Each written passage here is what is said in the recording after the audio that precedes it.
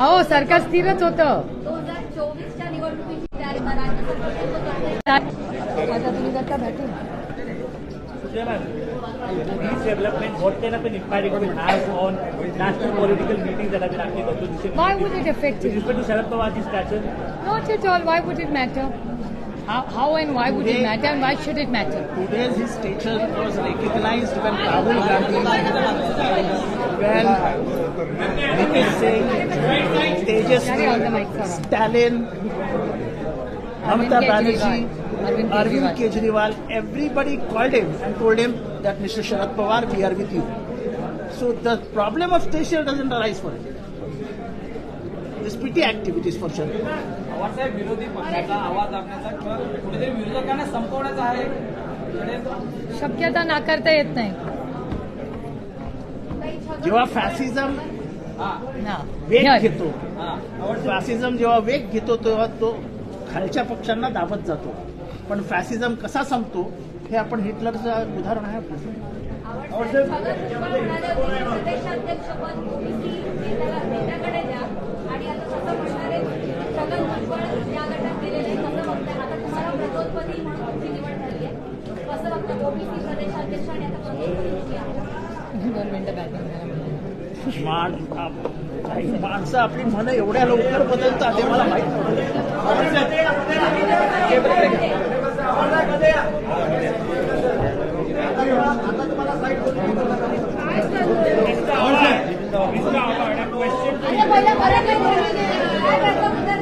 Sir, आज तुम्ही मगासपासून phone करणं सुरू आहे, आमदारांना संपर्क करणं सुरू आहे, लिगल ओपिनियन घेत आहे, 9 लोकांच्या विरुद्ध अपात्रतेची प्रक्रिया सुरू करण्यात येणार आहे. काय सध्या परिस्थिती?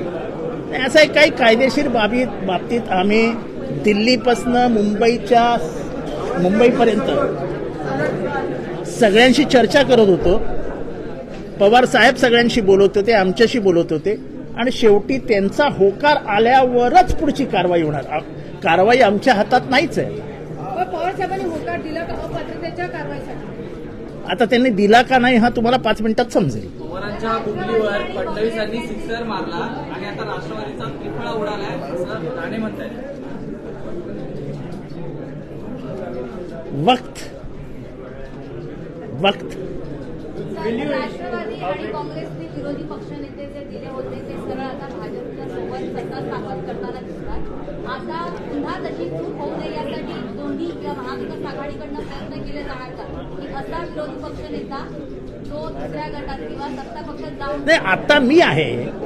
मी जोपर्यंत आहे तुम्हाला मी सगळ्यांना खात्री देतो की मी काय पवार साहेबांना सोडणार नाही. आणि दुसरा झाला तर मला माहिती.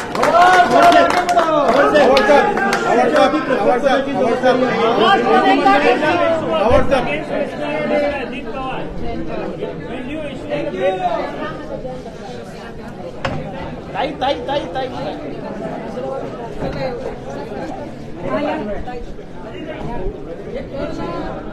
नाही बसा.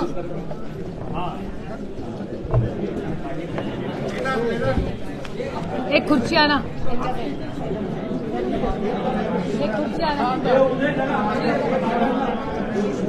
अलीकडे मस्ती अक्षर पण चला नरेंद्र नाही पाटील साहेब जवळपास 2 तासापासून आम्ही थांबलो आहे. तुमचा नेमका काय आतमध्ये युक्तिवाद चालू होता, काय त्यातून निकष निघालाय का हे जरा कारवाई सुरू होणार का? आपण जे लिगल ओपिनियन झाले, कारवाई करणार आपण दिल्लीमध्ये चर्चा केलेली आहे, कायदेशीर सल्ला घेतला. आपल्या जरा सायलन्स मागे बोलू नका.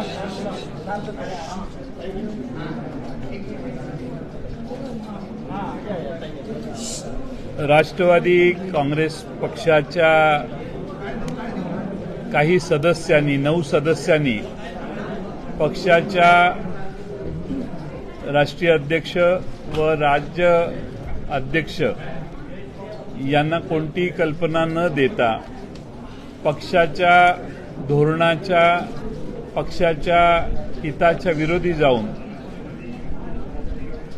राज्य मंत्रिमंडळात आज राज्यभवनमध्ये राज्यपाल भवनमध्ये जाऊन शपथ घेतलेली आहे आणि ती त्यांची कृती ही पूर्णपणाने बेकायदेशीर आहे.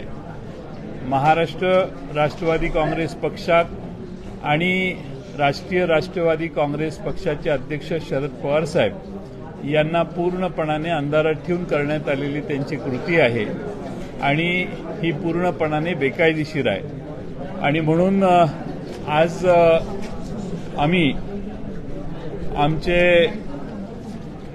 एका सदस्यांनी आम्हाला याबद्दल तक्रार केली आणि ती तक्रार स्टेट डिसिप्लिन कमिटी जी आहे आमची दांडेगावकर साहेबांच्या अध्यक्षतेखाली त्या कमिटीकडे करण्यात आली, त्यांच्याकडे पाठवण्यात आली.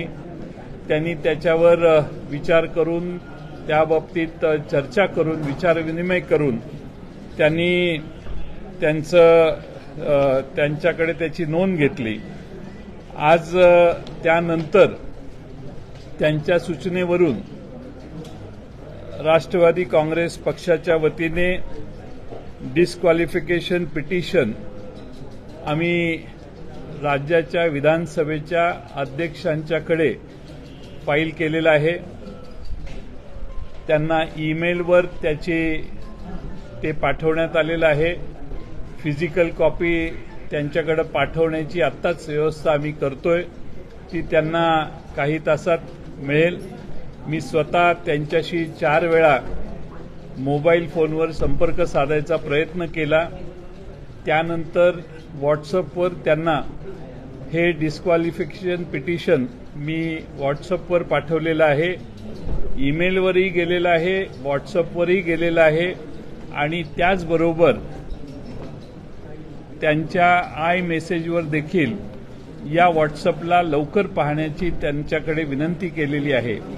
आणि त्यात आम्ही त्यांच्याकडे मागणी केलेली आहे, उद्या अर्लीएस्ट अवरला त्यांनी या पिटिशनसाठी आम्ही जे डिस्क्वालिफिकेशनचं पिटिशन फाईल केलेलं आहे त्याबाबतीत आमची बाजू हिअरिंग देऊन आमची बाजू ऐकून घ्यावी, यासाठी आम्ही राज्याच्या महाराष्ट्र राज्य विधानसभेच्या अध्यक्ष श्रीयुत राहुल नार्वेकर यांच्याकडे पिटिशन फाईल केलेलं आहे. आमची अपेक्षा आहे की ते आम्हाला लवकरात लवकर हिअरिंग देतील. त्याचबरोबर या सर्वानंतर आम्ही इलेक्शन कमिशन ऑफ इंडियाला देखील आम्ही राष्ट्रवादी काँग्रेस पक्षाच्या वतीने याबाबतीत कल्पना दिलेली आहे आणि त्या संबंधात आम्ही हेही इलेक्शन कमिशन ऑफ इंडियाला सांगितलेलं आहे की आज महाराष्ट्रात मी बराच वेळ आपल्याला भेटू शकलो नाही कारण सतत फोनवर होतो. महाराष्ट्रातल्या जवळपास सर्व रँक अँड फाईल्स मधले राष्ट्रवादी काँग्रेस पक्षाचे कार्यकर्ते आज शरद पवार साहेबांच्या बरोबर आहेत. महाराष्ट्रातल्या सर्व जिल्ह्यातील पक्षाचे अनेक पदाधिकारी आणि फार मोठ्या प्रमाणात कार्यकर्ते हे पवार साहेबांच्या समर्थनासाठी बाहेर आलेले आहेत आणि त्यांनी शरद पवार साहेबांच्या नेतृत्वाचं समर्थन केलंय. आणि आज जी घटना घडलेली आहे त्याबद्दल त्यांनी अनेक ठिकाणी नाराजीचा सूर केलेला आहे, निषेधाचा सूर देखील दाखवलेला आहे. 9 आमदार म्हणजे ही पार्टी होऊ शकत नाही. 9 MLAs यांनी जी शपथ घेतलेली आहे ती पार्टीच्या प्रेसिडेंटना, राज्य आणि राष्ट्रीय प्रेसिडेंटना न सांगता केलेली त्यांची कृती आहे आणि त्याबाबत राष्ट्रवादी काँग्रेस पक्ष तातडीनं कायदेशीर पावलं उचलेल असं मी तुम्हाला दुपारी सांगितलेलं. त्याप्रमाणे आम्ही सर्व पावलं उचललेली आहेत आणि आम्हाला अपेक्षा आहे की राहुल नार्वेकर विधानसभेचे अध्यक्ष यांनी याबाबतीत आम्हाला लवकरात लवकर बोलवावं. त्याच्यासाठी फिजिकल या पिटिशन त्यांच्याकडे फाईल करण्याची व्यवस्था आम्ही केलेली आहे.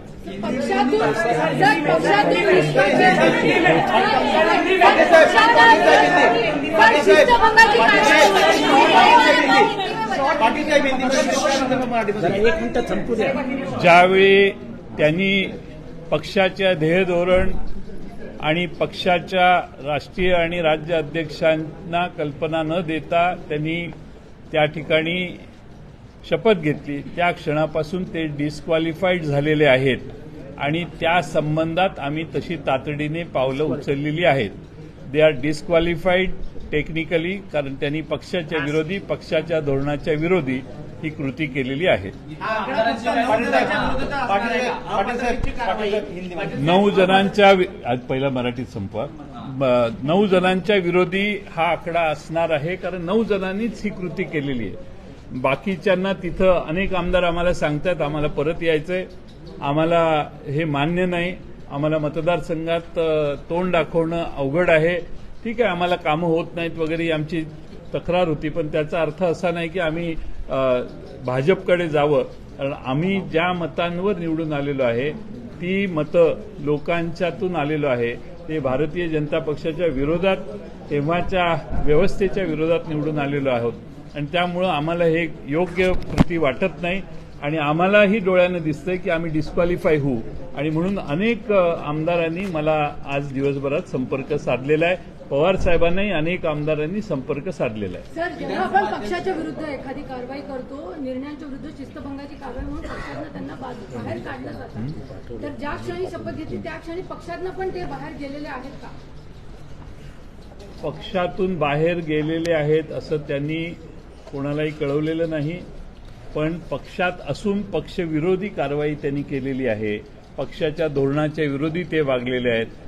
देशाचे राष्ट्रवादीचे अध्यक्ष शरद पवार साहेब यांच्याबरोबर रँक आणि फाईल असताना, शरद पवार साहेब देशात एक मोठा लढा उभा करत असताना, त्यांची भूमिका माहीत असताना या 9 जणांनी पक्षविरोधी कारवाई केलेली आहे आणि म्हणून ते डिस्क्वालिफाय त्या क्षणी झालेले आहेत, असं आमची भूमिका आहे. सर, तुम्ही ॲफिडेव्हिट आता लिहून घेणार का? म्हणजे जे पदाधिकारी आहेत, साधारण एक तुम्हाला निवडणूक आयोगाला पण दाखवायला लागेल की आमच्याकडे किती संघटना आहेत, किती रँक्स आहेत. हे तुम्हाला 5 तारखेला दिसेल. शरद पवार साहेबांच्या मागे महाराष्ट्र कसा उभा राहतो, आम्ही काय करायचं ते त्यावेळी तुम्हाला सांगू.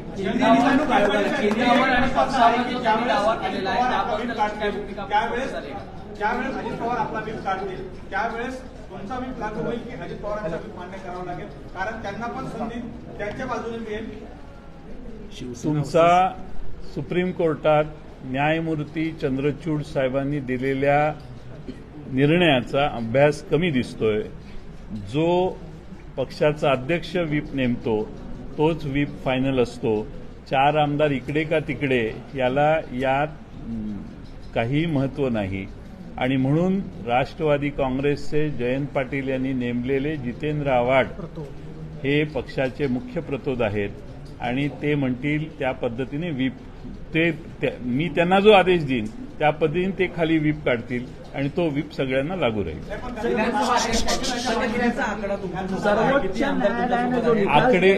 आकडेवारीमध्ये मी आज का जात नाही, तर बरेच आमदार आम्हाला सांगतात की नाही आम्हाला परत यायचंय. त्यामुळे मला त्या सर्व माझेच सहकार्य येते, त्यांच्यावर मला अन्याय करायचा नाही.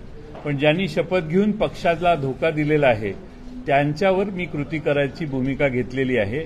बाकीचे आमदार हे ज्यावेळी मतदारसंघात जातील त्यावेळी मला खात्री आहे की पवार साहेबांच्यावर प्रेम करणारी महाराष्ट्रातली जनता त्या सर्व आमदारांना सांगेल की आपण पवार साहेबांच्यावर राहिलं पाहिजे आणि ते आमदार पुन्हा राष्ट्रवादी काँग्रेसमध्ये येतील. आम्ही त्या सर्व आमदारांना योग्य ती संधी देण्याची प्रयत्न करू. ते बरेच आले तर आनंदच आहे, नाहीतर काही काळानं याच गोष्टी त्यांच्या बाबतीत नाईलाजाने आम्हाला कराव्या लागतील.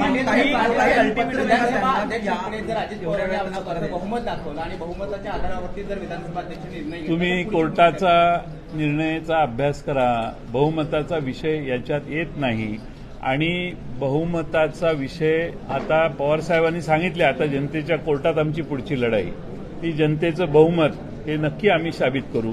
पण आज पक्षाचा अध्यक्ष या नात्याने जी कृती करणं आवश्यक होतं त्याप्रमाणे बेकायदेशीर झालेली जी शपथविधी आज झाला, ज्याच्यात विरोधी पक्षातल्या लोकांनी त्यांना 9 जणांनी शपथ दिली, त्याच्यासाठी सगळ्यांना बसून त्यांनी ॲफिडेव्हिट केले, तिथं काहीतरी सबमिट केलं असेल, राज्यपालांनाही सांगितलं असेल.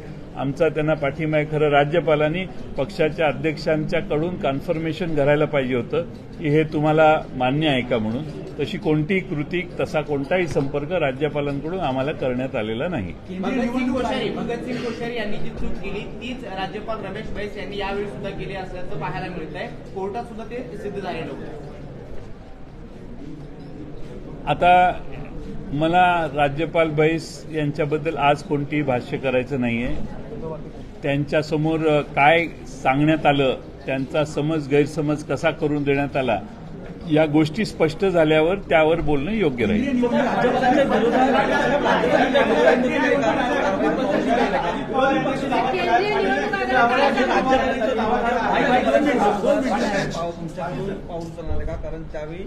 अहो, राज्यपालांना काय माहिती दिली मी तुम्हाला सांगितलं ना. राज्यपालांना त्यांनी काय माहिती दिली, कोणत्या आधारावर राज्यपालांनी निर्णय घेतला, हे बाहेर आल्यानंतर आपल्याला त्याच्यावर बोलणं योग्य ठरेल. हो, पत्र गेलेलं आहे. केंद्रीय निवडणूक आयोगालाही पत्र मगाशीच गेले, मेल केलेलं आहे. हाँ,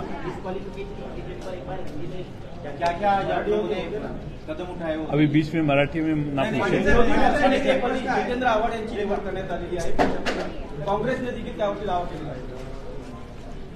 याच्यावरती मीच बोलतो की विधानसभेचे जे चालीरीती आहेत, ज्या पद्धतीवर विधानसभा चालते, विरोधी पक्षातला जो सर्वात मोठा गट असतो त्याचा जो नेता असतो तोच विरोधी पक्षाचा नेता असतो. त्याच्यात काही कायदेशीर कुठे म्हणजे काही चुकीचं काहीच नाही आहे. त्याच्यामुळे काँग्रेसने मागितलं आणि त्यांची संख्या जर जास्त असेल तर त्यांना आम्हाला द्यायलाच पाहिजे. हा काही, पण आज ती जागा खाली आहे आणि ती भरली गेली पाहिजे आणि ती कायदेशीर भरली गेली पाहिजे, म्हणून ती कारवाई केली गेलेली. उद्या काय माहीत, सगळे आमदार परत आले तर 9 सोडून. चला आता हिंदी में, अभी मराठी में कोई नहीं पूछेगा.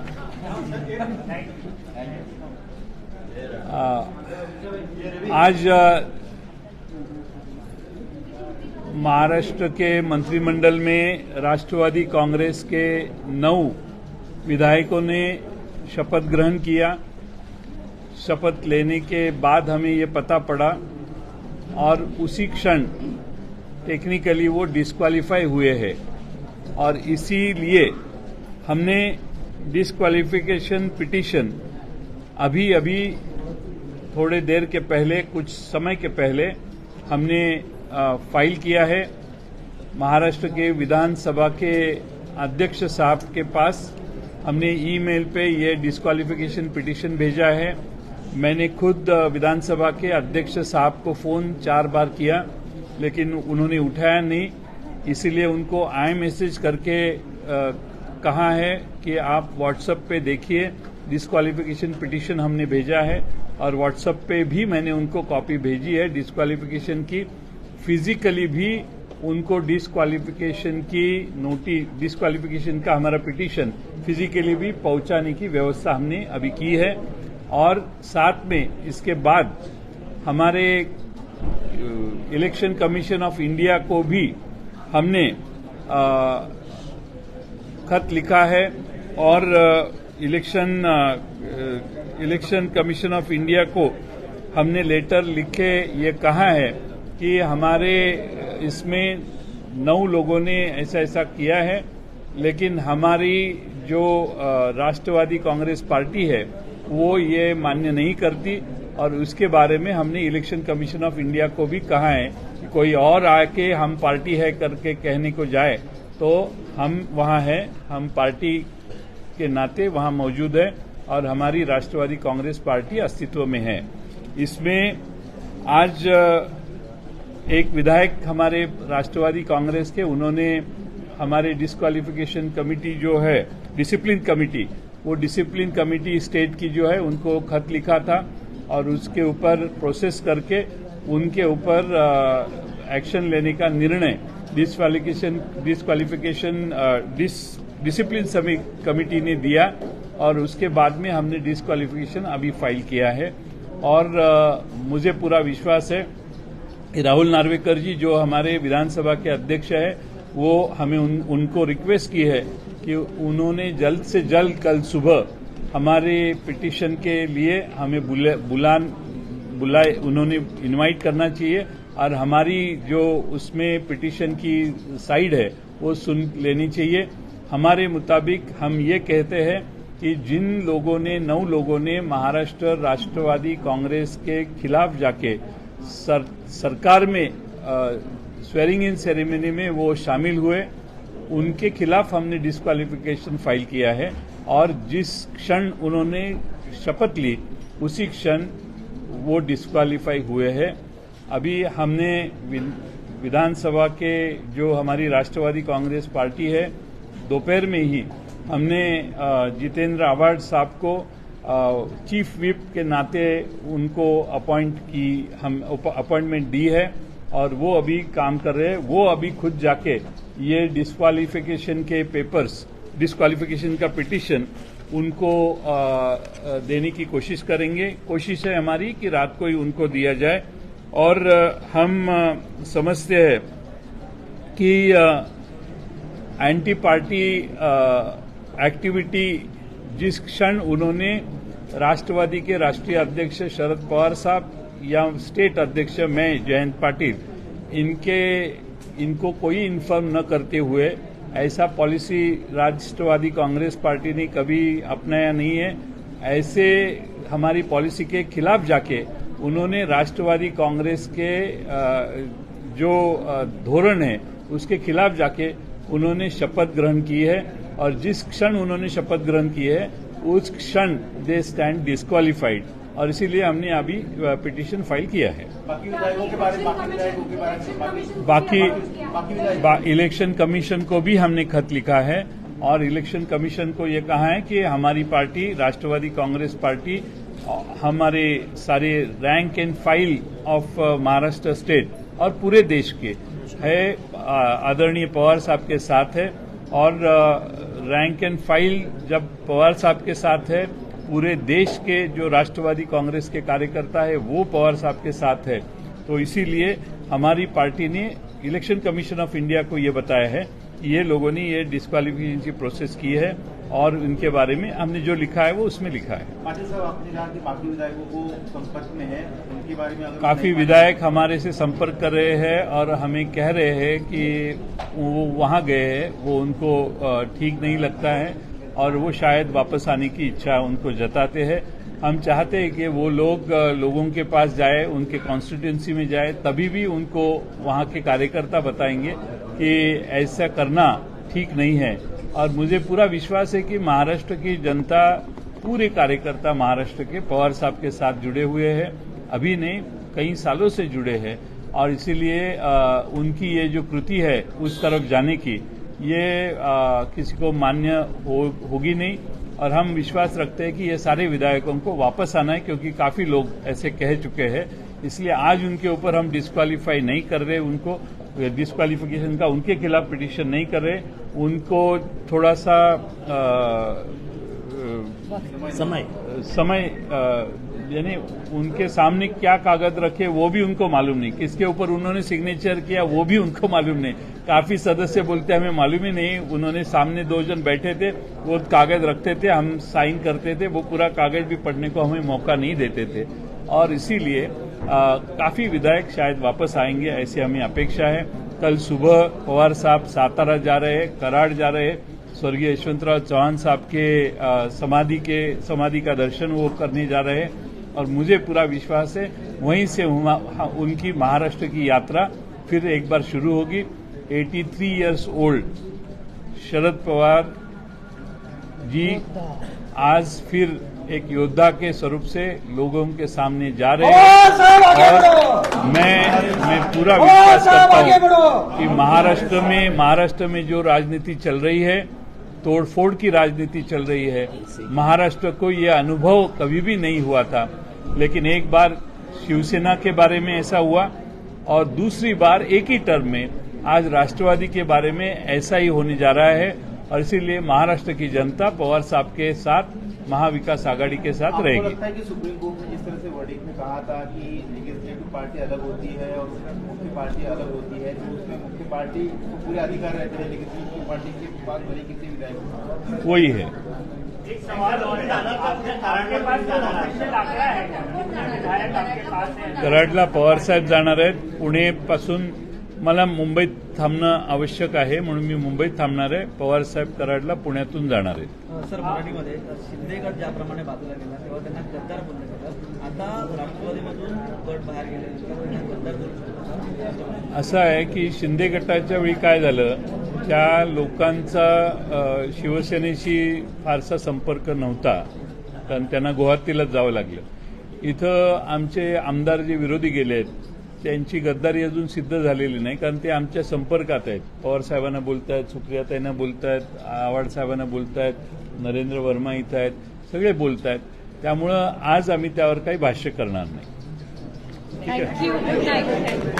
Good night.